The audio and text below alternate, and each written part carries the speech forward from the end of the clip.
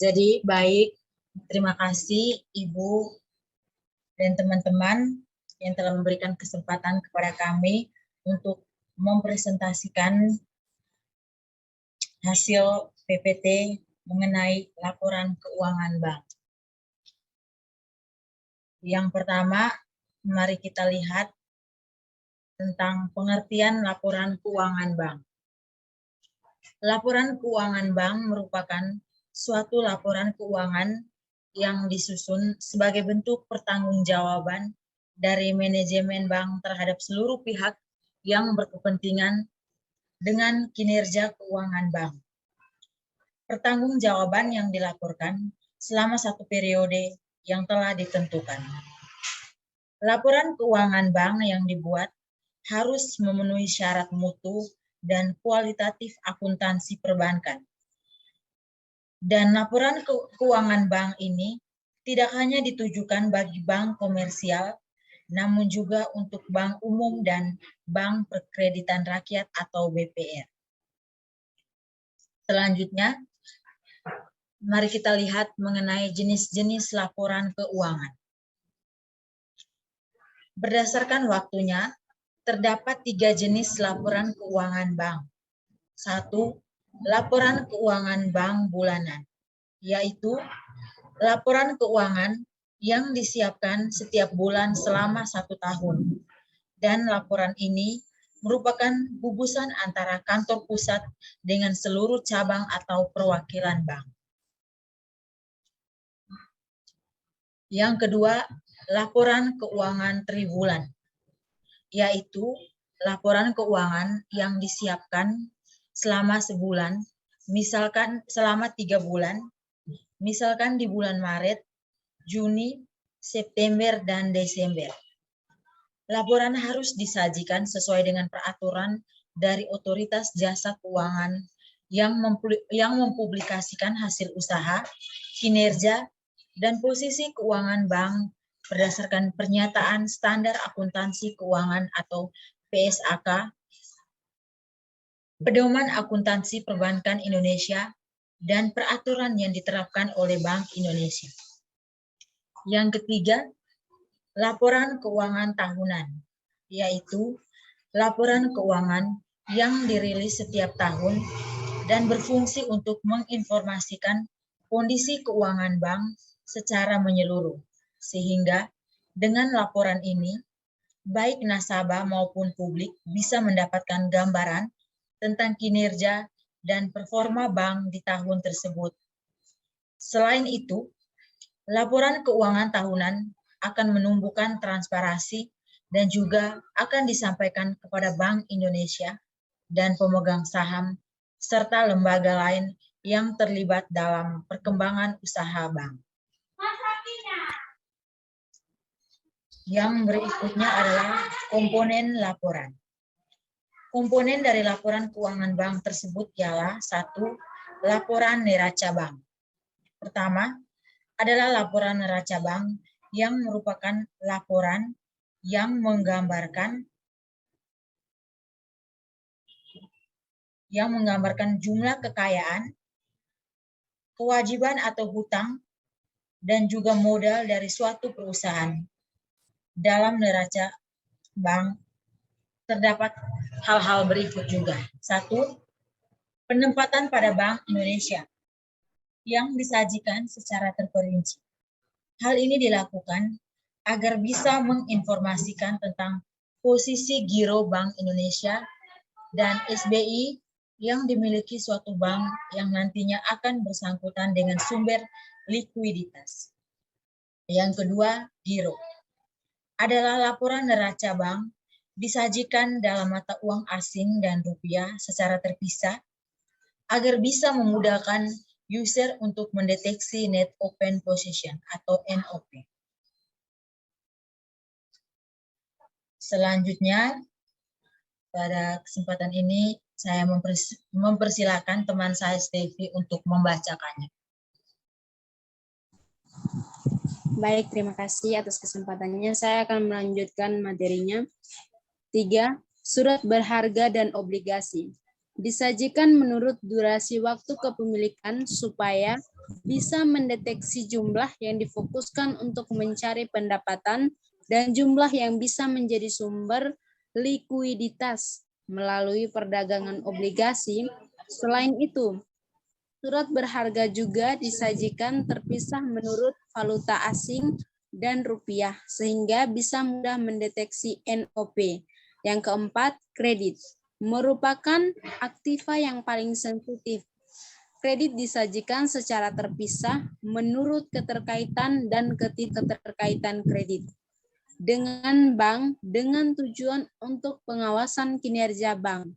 Dengan pemisahan tersebut, bank terkhusus lebih transparan sehingga nantinya bisa membuktikan jika ada kemungkinan pelanggaran BEPK. Selanjutnya, yang kelima, pos deposito disajikan untuk memisahkan antara deposito pihak terkait dengan bank dan pihak lainnya, dengan tujuan untuk mendeteksi terjadinya penghimpunan dana yang berasal dari kelompok perusahaan sendiri. Deposito yang besar menunjukkan tingginya kepercayaan masyarakat. Namun, jika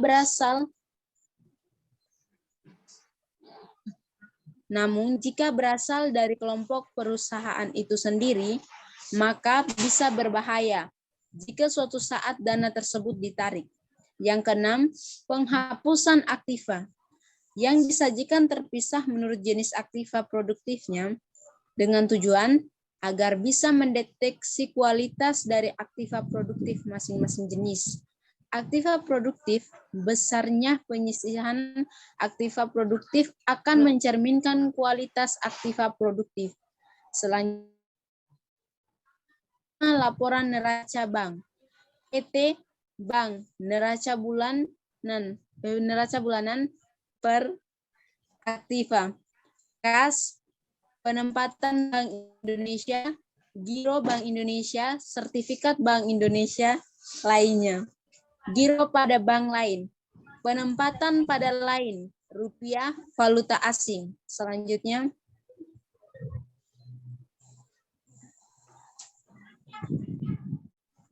surat berharga yang dimiliki rupiah, diperdagangkan, tersedia untuk dijual, dimiliki hingga jatuh tempo. Berikut valuta asing, diperdagangkan, tersedia untuk dijual. Obligasi pemerintah diperdagangkan, tersedia untuk dijual, dimiliki jatuh tempo. Surat berharga yang dimiliki dengan janji dijual kembali, reverse repo. Rupiah, valuta asing. Yang berikutnya tagihan derivatif. Selanjutnya,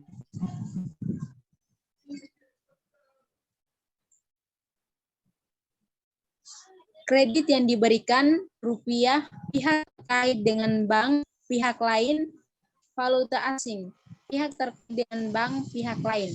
Ada juga tagihan akseptasi penyertaan pendapatan yang masih akan diterima, biaya di muka, uang muka pajak, aktiva pajak tangguhan, aktiva tetap bersih, anggunan yang diambil alih, aktiva lain-lain.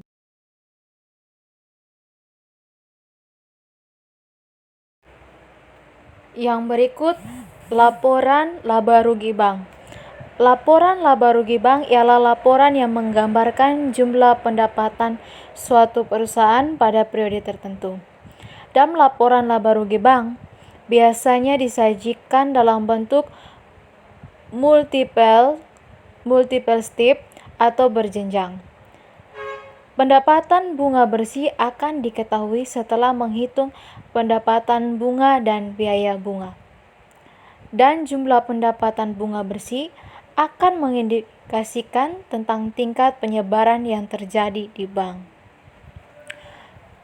Yang berikut, format laporan laba rugi bank. Laporan laba rugi bank untuk periode yang berakhir pada pendapatan dan beban operasional. Yang pertama, pendapatan bunga. Pendapatan bunga dibagi jadi hasil bunga atau rupiah dan valuta asing.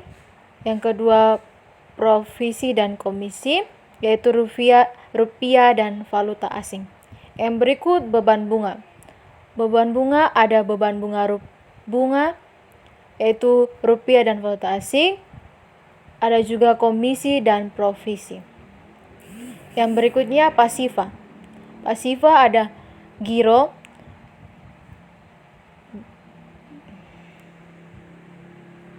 dibagi lagi rupiah dan valuta asing. Yang berikutnya kewajiban segera lainnya, tabungan, simpanan berjangka. Dalam simpanan berjangka ada rupiah pihak terkait dengan bank pihak lain, valuta asing pihak terkait dengan bank pihak lain.